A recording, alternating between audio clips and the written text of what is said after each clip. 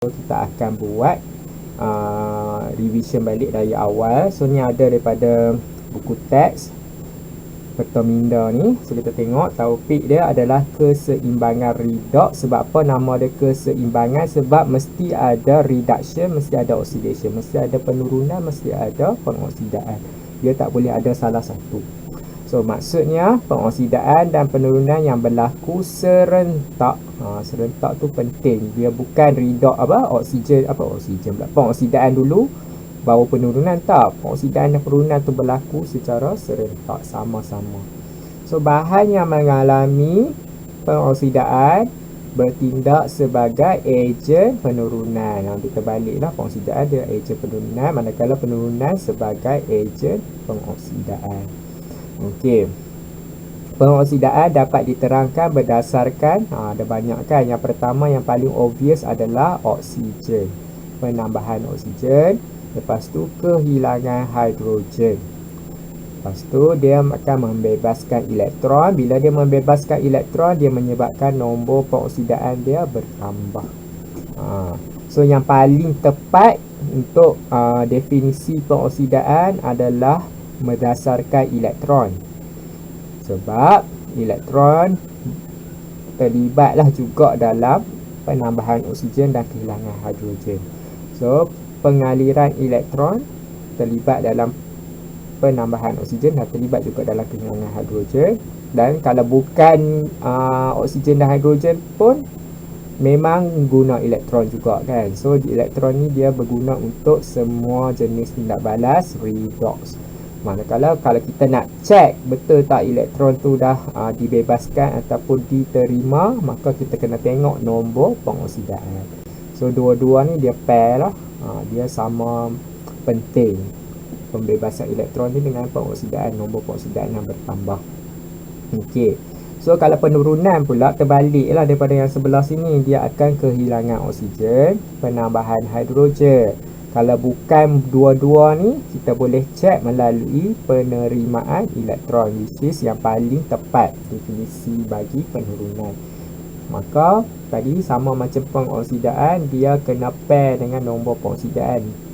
Nombor pengoksidaan dia berkurang lah apabila kita menerima elektron, maka nombor pengoksidaan berkurang. So nombor pengoksidaan ni penting tak? Penting sebab kita nak bagi nama dia. Contohnya kuprum 2 oksida, ferrum 2 oksida, ferrum 3 oksida, kalium manganat 7 berasid, kalium dikromat 6 berasid. So semua ada nombor-nombor Roman tu, dia menggunakan konsep nombor pengoksidaan. So dia adalah salah satu daripada penamaan IUPAC. Memang kena tulis lah nombor tu, kalau tak tulis tak betul. Okey, so kita dah belajar juga dalam redox ni, kita kena tulis persamaan redox. Sama redox tu apa? Setengah persamaan lah. So setengah persamaan pengoksidaan macam mana, setengah persamaan penurunan macam mana. Dia akan bentuk dia macam ni lah. Kalau setengah persamaan pengoksidaan, ejen penurunan, lepas tu jadi bahan lain. So kita buat A saja ke, lepas tu tambah berapa banyak elektron. Ejen penurunan berubah menjadi satu benda lain, ion ataupun atom, dan diikuti dengan pembebasan elektron. Kalau penurunan pula, ejen pengoksidaan lah. Ejen pengoksidaan dia akan berubah menjadi benda baru. Lepas tu kena tambah elektron. So lupa kena tambah elektron dulu. So tambahlah beberapa elektron menjadi benda baru B. Itu cara nak tulis setengah persamaan. Kita tambah elektron dekat tempat yang lebih positif. Tambah di tempat lebih positif. Tambah pada lebih positif. Samalah yang ni pun. Tambah kat tempat yang lebih positif. Okey, so keseimbangan redox, kita menganalisis tindak balas redox. Yang pertama, pemindahan elektron. Kita dah buat dah.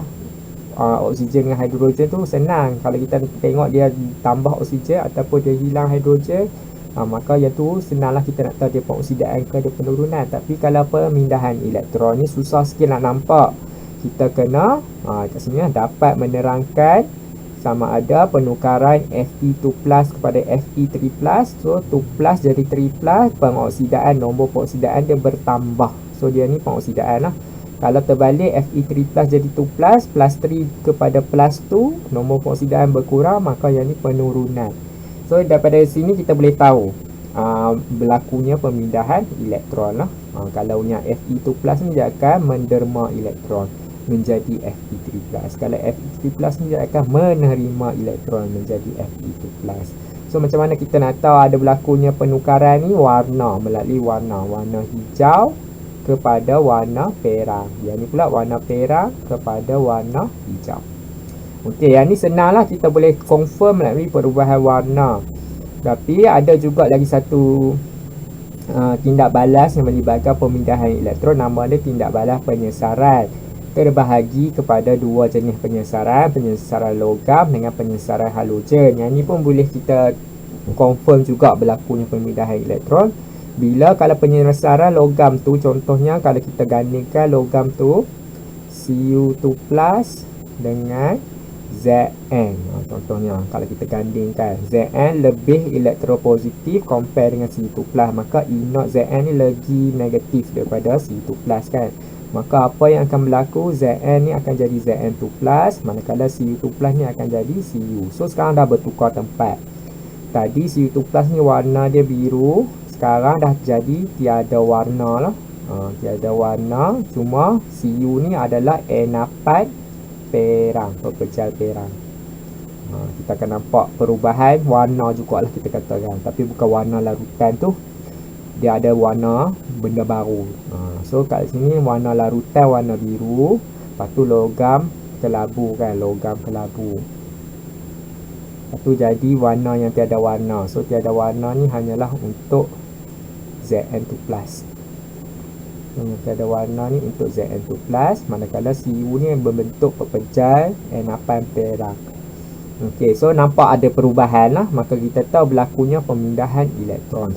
Cu2+ menerima elektron membentuk Cu, Zn menerima elektron membentuk Zn2+. Tu nama dia penyesaran logam. Kalau penyesaran halogen pun dia menyebabkan perubahan warna juga.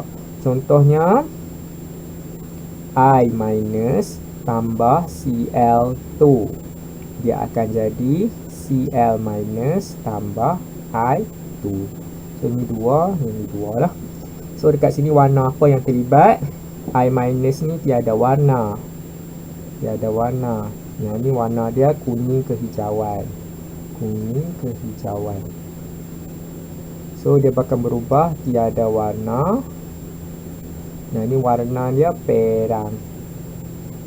So adalah perubahan warna ni, daripada warna hijau, kuning kehijauan berubah jadi warna perang. Lepas tu kalau kita nak confirm bahan ni, bahan warna perang ni, kita kena tambah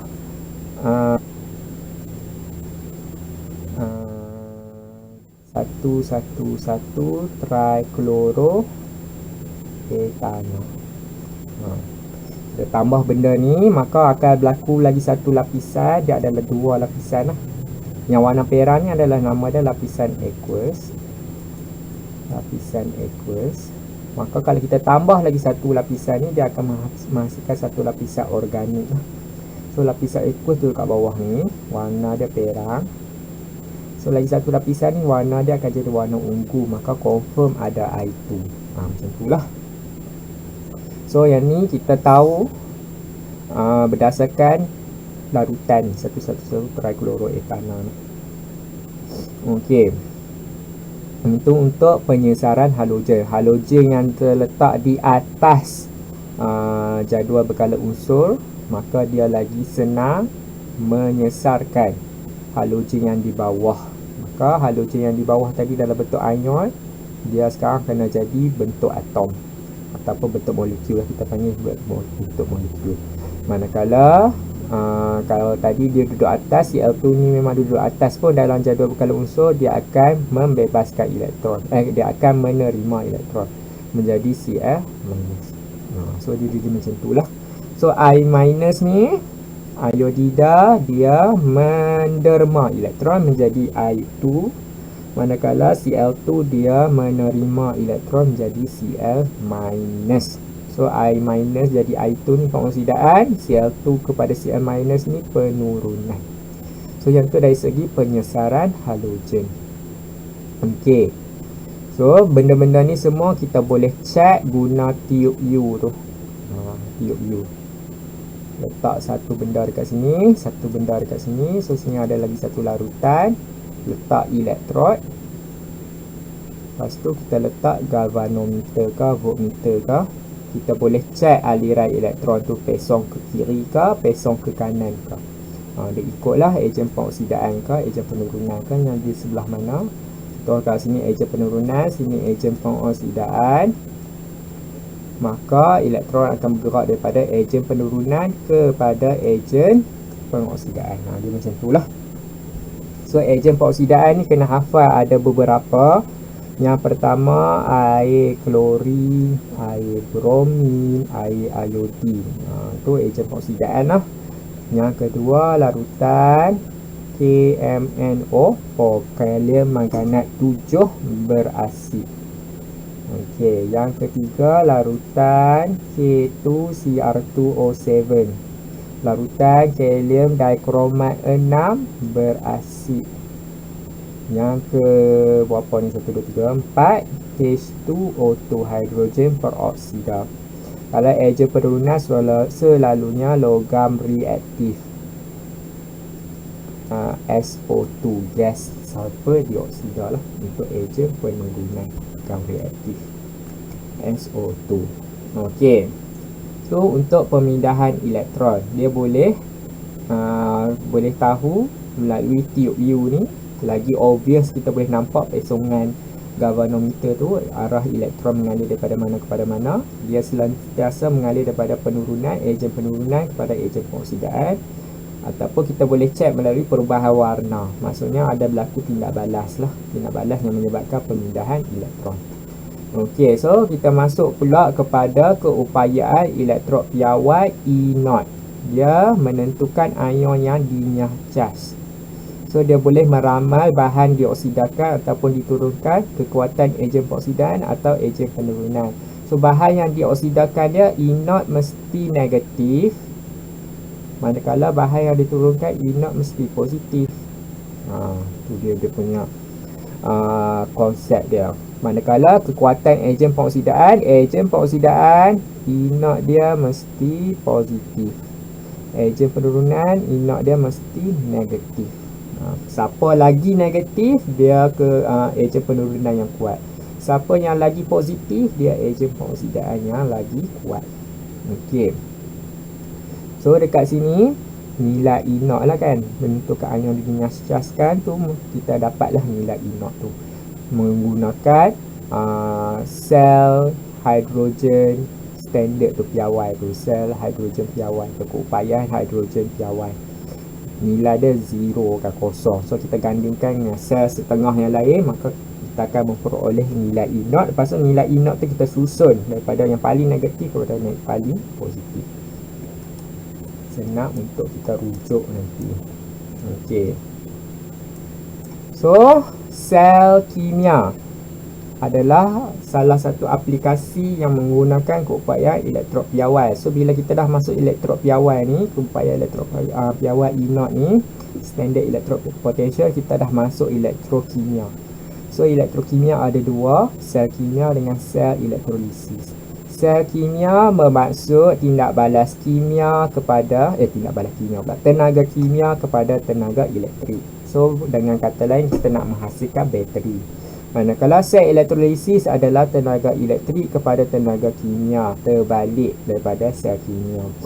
So banding beza, kita kena banding lah beza dia dari segi tenaga, dari segi anode katot, dari segi terminal positif, terminal negatif, dari segi elektrod juga. Okey, so sel kimia ni kita dah belajar cara nak menulis notasi sel. So nak tulis dia mesti pengoksidaan ataupun anode dengan dia punya pair dia. Lepas tu double line ni menunjukkan titian garam, penurunan katot beserta pair dia. Pastikan tulis elektrod dulu dekat sebelah sini. Elektrod dekat sebelah sini. Lepas tu baru kita tulis pair dia. Pair dia dengan apa. Okey, so sel elektrolisis. Okey, sel kimia tadi belum habis lagi. So sel kimia kita, kalau kita nak tentukan nilai E0 sel, kita boleh guna E0 terminal positif tolak E0 terminal negatif, ataupun E0 katot tolak E0 anod. Dua-dua boleh diterima lah. Okey, sel elektrolisis. Sel elektrolisis maksudnya dengan kehadiran bateri, maka ada dua jenis keadaan yang kita boleh buat untuk elektrolisis.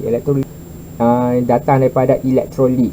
Elektrolit tu adalah satu bahan kimia yang boleh mengalirkan elektrik melalui dua keadaan, sama ada leburan ataupun aqueous, dan dia juga mengalami perubahan kimia. So elektrolit tu kita nak pisahkan dia. Bahan-bahan dalam elektrolit tu, ion-ion dalam elektrolit tu kita nak pisahkan kepada unsur juzuknya, maka nama dia adalah elektrolisis. Elektro adalah elektrik, lisis tu maksudnya pemisahan. Okey, so tadi kita kata elektrolit boleh jadi dua keadaan, sama ada dalam leburan ataupun aqueous. So kita tengok leburan dululah. Bila leburan, very simple sebab ion-ion dia tidak melibatkan air. So contohnya kalau leburan tu adalah plumbum 2 klorida, maka ion-ion yang bergerak bebas dia adalah Pb2+ dengan Cl-. Pb2+, cation akan bergerak kepada katot, Cl- anion akan bergerak kepada anod. Katot adalah negatif, terminal negatif, anod adalah terminal positif.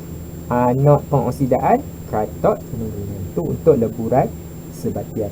Kalau larutan aqueous, dia ada 3 faktor. Okey, faktor pemilihan ion yang dinyahcaskan dia. Yang pertama, faktor E0. Dekat anod, siapa yang nilai dia lagi negatif lah. Sebab anod anion negatif, maka E0 dia kena negatif. Siapa lagi negatif, dia akan terpilih di anod. Katot cation positif, maka E0 dia mesti positif. Siapa yang lebih positif, siapa yang lebih positif akan terpilih di katot. Tu adalah syarat pertama, mesti kena tengok E0. Okey, kalau kita perasan dalam elektrolit tu ada ion klorida, ion iodida, ion bromida, Cl-, Br- dengan I-, maka kita kena cek faktor kepekatan. Kalau kepekatan dia lebih daripada 0.5, maka kita kena cancel yang lain. Kita kena pilih Cl- ke, Br- ke, I-. So saya lupa nak cakap, bila larutan aqueous ni kita kena tambah H+ dengan OH-. Sebab benda ni datang daripada air kan. So kita kena wajib tambah H+ dengan OH-, dan H+ dengan OH- ni pun kita kena cek nilai E0 dia. So untuk faktor kepekatan, kita boleh cancel OH-, pilih Cl-, Br-, I-. Kalau benda tu pekat lah. Kalau benda tu cair, kita tak ada pilihan, kena ambil jugalah OH-. Okey, faktor yang ketiga adalah jenis elektrod. Kalau elektrod yang kita guna tu elektrod lengai, maka yang ni tak terlibat lah jenis elektrod ni. Kita boleh go on with E0, nilai E0. Tetapi kalau jenis elektrod ni adalah elektrod yang reaktif, logam yang reaktif, iaitu logam selain daripada karbon dan platinum, maka kita kena masukkan juga nilai E0 untuk elektrod tu. Dan kita kena re-evaluate. Kita kena tengok balik anod tu, adakah yang paling negatif tu adalah datang daripada elektrod ataupun datang daripada ion-ion dalam elektrolit. Dan confirm mesti selalunya datang daripada anod lah. So secara kesimpulannya, faktor untuk pemilihan ion dinyahcas, yang pertama mesti tengok nilai E0. Yang kedua, kepekatan. Kepekatan ni hanya untuk di anod sahaja. Katot masih lagi E0, tak berubah. Dan yang ketiga adalah jenis elektrod, juga untuk di anod. Katot tidak berubah. Masih lagi menggunakan E0 lah untuk katot. So anod kita ni kita kena berhati-hati. Sama ada kita nak ambil E0 dia, ataupun kita nak tengok kepekatan dia, ataupun kita nak cek jenis elektrod dia. Itu untuk faktor pemilihan ion yang dinyahcas. So kita ada aplikasi lah, aplikasi elektrolisis ni untuk penyaduran logam dengan penulunan logam. Penyaduran maksudnya kita nak balut logam tu dengan logam yang lain. So anod menipis, katot menebal. So logam yang kita nak balut tu kita letak dekat katot lah. Katot dia ke tempat yang logam tu akan jadi tebal kan. So kita kena letak dekat tempat katot lah. Sudu ke, cincin ke apa ke, semua di katot. Manakala anod tu tempat yang menipis, kita letak logam yang sama dengan elektrolit kita tu. Okey, penulunan. Penulunan, anod menipis, katot menebal juga. Maka logam yang kita nak buang, benda yang tak tulen tu, benda-benda asing tu kita nak buang, kita kena letak ke tempat yang menipis lah, anod. Manakala logam yang dah sedia ada tulen, kita nak banyak lagi logam tu. Logam yang tulen tu kita nak banyakkan lagi, kita letak ke tempat yang menebal di katot. Okey. So habis dekat aplikasi elektrolisis, penyaduran logam, penulunan logam. Yang ni adalah aplikasi elektrolisis larutan aqueous. Kalau leburan sebatian kita guna dalam pengekstrakan logam daripada bijihnya. Kita dah cek dah aluminium oksida. Aluminium Al3+, oksida O2-. Kita akan tambah kryolit untuk mengurangkan takat lebur dia lah, supaya kita senang nak leburkan dia. Maka Al ni 3+, cation akan pergi kepada katot, O2- anion akan pergi kepada anod, dan diorang akan dinyahcaskan menjadi Al dengan oksigen. So kita hanya kutip Al tu lah, kita ekstrak logam. Okey, lepas tu kalau kita menggunakan karbon, karbon ni maksudnya penurunan lah, penurunan logam oksida melalui karbon. Lepas tu kita akan guna juga pemanasan logam secara terus kan. Ada yang kena guna pemanasan logam secara terus, ada yang kalau dia tu perak dengan emas, memang sedia ada perak dengan emas dah pun. Maksudnya kita lombong biji, memang dia bentuk dia emas, sedia ada emas tulen dengan perak sedia ada. So kita hanya basuh, buang tanah-tanah dengan pasir saja. Itu pun ada jugalah kaedah pengekstrakan logam daripada bijihnya ni. So hari ni kita masuk pengaratan kan, continue pengaratan daripada minggu lepas. So pengaratan berlaku untuk semua jenis logam. So pengaratan yang biasa ni kita untuk nama dia adalah pengaratan besi lah. Tapi kalau logam-logam lain berkarat juga, cuma kita tak panggil lah logam tu berkarat, kita panggil dia kakisan logam. So syarat-syarat dia mesti kena ada air dan oksigen lah. So besi di anod akan menderma elektron menjadi Fe2+, manakala air dan oksigen menerima elektron menjadi OH-. Besi Fe2+ bergabung dengan OH- jadi FeOH2. Warna dia hijau, bukan warna karat yang kita tahu. Maka kita tahu dia akan berubah lagi, dia akan dioksidakan lagi menjadi Fe2O3.X-H2O. Yang tu nama dia adalah ferrum 3 oksida terhidrat, warna perang sebab kehadiran Fe3+.